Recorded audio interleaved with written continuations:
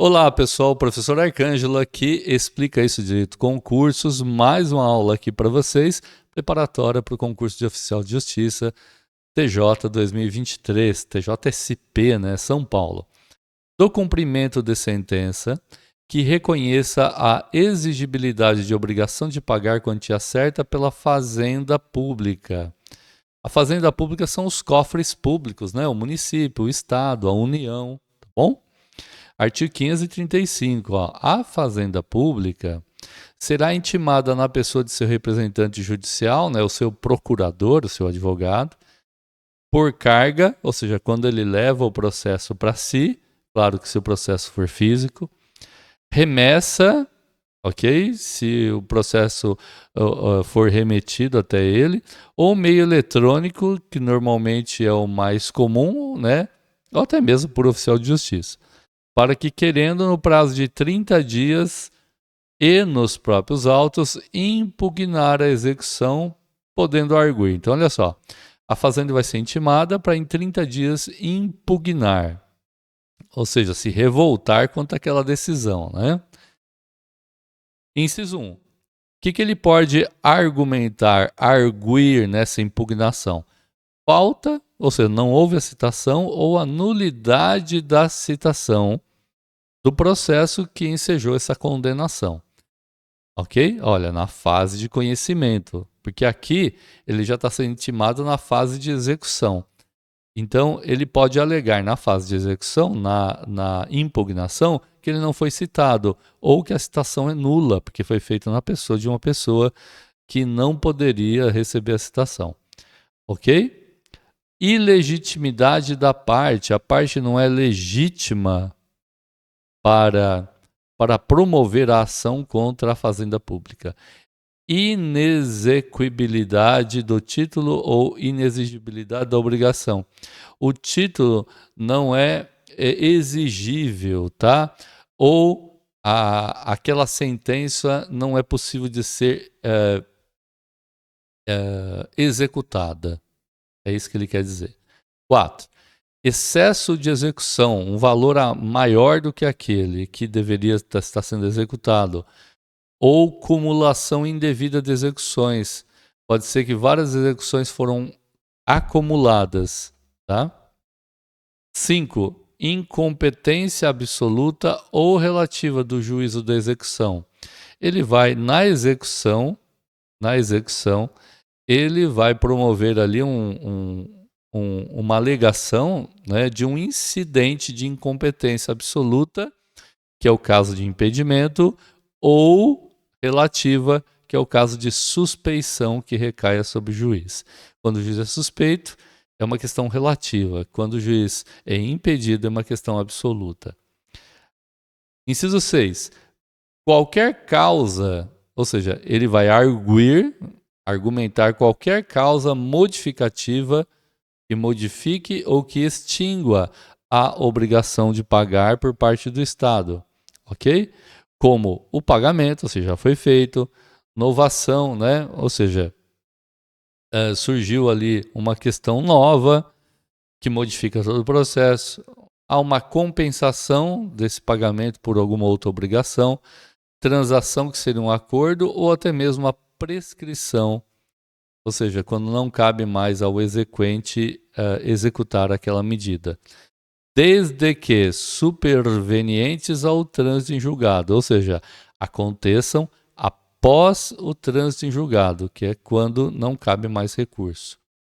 Parágrafo 1º desse artigo, né, 535. A alegação de impedimento ou suspeição observará os dispostos do artigo 146 e 148 do CPC, tá? Parágrafo 2º. Quando se alegar que o exequente, em excesso de execução, pleiteia quantia superior à resultante do título, cumprirá executada a fazenda pública, né, declarar de imediato o valor que entende correto. Ele está impugnando, dizendo que está um excesso aí de valores, então ele tem que declarar, dizer qual o valor correto, sob pena de não conhecimento da arguição.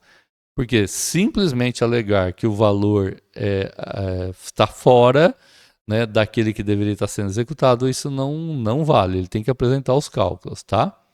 Terceiro, não impugnada a execução no prazo de 30 dias ou rejeitadas as arguições da executada, o que pode ocorrer, ó, inciso 1 e 2. Expedir-se-á, por intermédio do presidente do tribunal competente, um precatório em favor do exequente.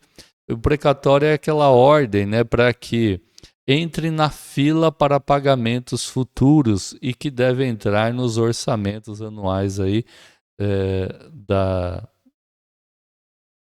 das entidades, enfim, que deverão fazer o pagamento. Por ordem do juiz, então olha só, não impugnada a execução ou rejeitada, por ordem do juiz, dirigido à autoridade na pessoa de quem o ente público foi citado para o processo, o pagamento de obrigação de pequeno valor será realizado no prazo de 2 meses, ou seja, não impugnou, ok? Vai ter recebe agora uma intimação, o ente público, né? Uma intimação para pagar no prazo de 2 meses. Se o valor for considerado de pequena monta, aquele que não vai para precatório, tá? E como que ele faz isso? Mediante um depósito em agência do Banco Oficial, no caso do Tribunal de Justiça do Estado de São Paulo, é o Banco do Brasil, tá bom?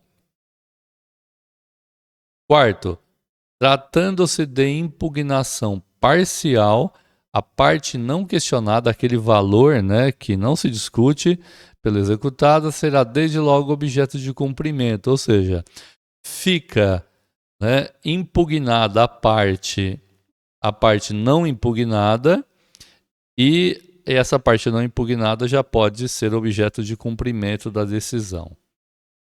Quinto, para efeito do disposto do inciso 3 do caput deste artigo, considera-se também inexigível a obrigação reconhecida em título executivo judicial fundado em lei ou ato normativo considerado inconstitucional pelo Supremo Tribunal Federal ou fundado em aplicação ou interpelação da lei ou do ato normativo